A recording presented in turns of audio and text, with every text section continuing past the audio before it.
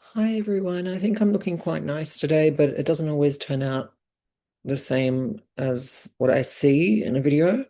But I did want to talk about a serious topic today, which is trauma, PTSD, and complex PTSD, and some other arrayed elements therein, such as adverse childhood experiences or ACEs, which is kind of an ironic way of labeling them, and CSA. So if this is not your thing today, you can check out. But if you do proceed with the video, there also are some resources below for support. So I'm going to try to do something a little bit experimental. Excuse me. I'm Viv, and I'm going to try to speak from the I, following Gestalt principles. You probably remember that not so long ago, I was involved in a queer relational Gestalt support group. And that's one of the challenges, to not assume that your experiences are those of others, even if you do have commonalities, and to speak in the I, to speak from the first person. So I find that challenging in a sense because I come from a cultural background, a family background where it's not so easy to divide one person's experiences from another. But lived experiences, that is also what you make of it, the meanings you make of it. So I will endeavor to speak more specifically to my own experiences. Now, I would say that I've got a couple of computer-generated images that I'd like to share, if possible, but it looks like I'm not able. I'm trying.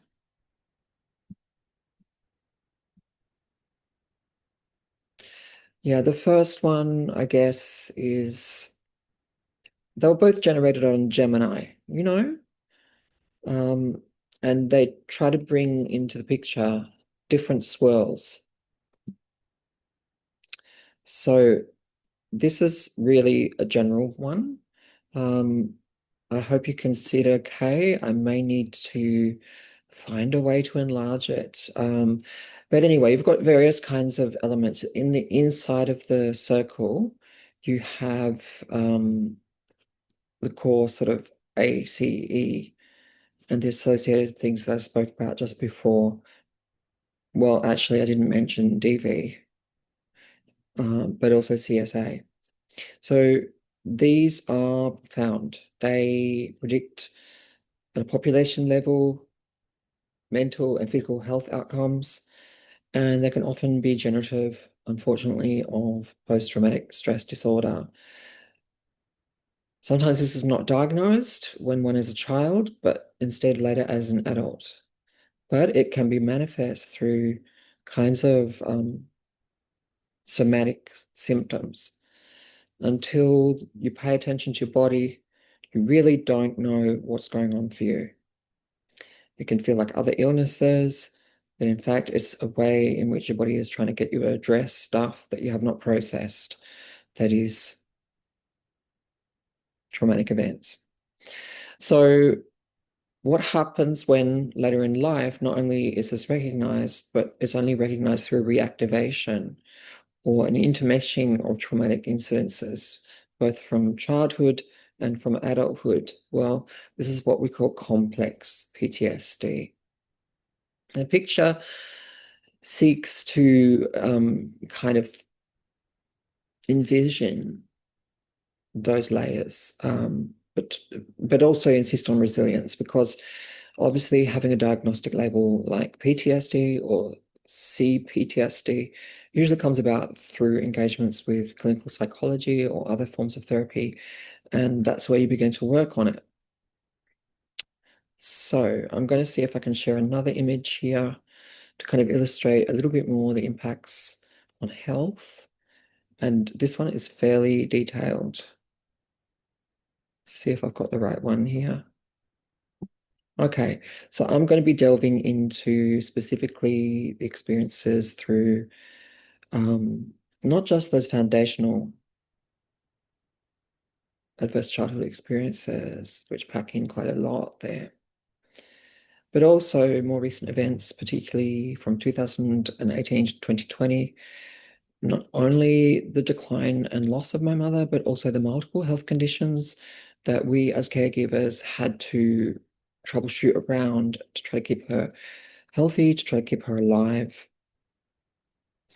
And then eventually, this becomes a set of scenarios that are just unmanageable and, given her age and given her condition, result in her decline and her death.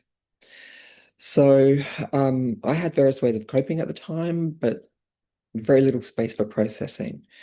And so, that book, The Body Keeps the Score, it's so true. And if you've already developed compensation mechanisms of this sort in earlier parts of your life, chances are you're going to adapt likewise, but not necessarily deal with or resolve what is the inordinate stress that's going to go underground, so to speak.